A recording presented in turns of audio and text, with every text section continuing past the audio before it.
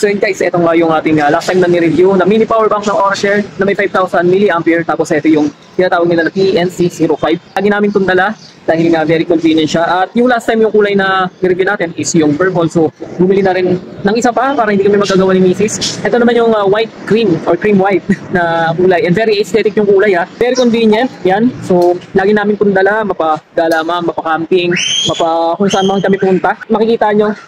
Talagang lipstick size lang siya, no? Kung gaano siya kaliit, halos kasi nga ba lang ng taliri mo. So kasyang-kasya siya sa mga sa bulsa, sa bag, no? At hindi siya hassle na dalhin. So wala na mahabang cable pa. Hindi katulad ng mga traditional na power bank may mahabang cable. Ito plug and play na, isasaksak mo na. Tapos may cover na rin siya pag-protect dun sa cable. Ayan. At meron din siyang para sa iPhone. Ayan.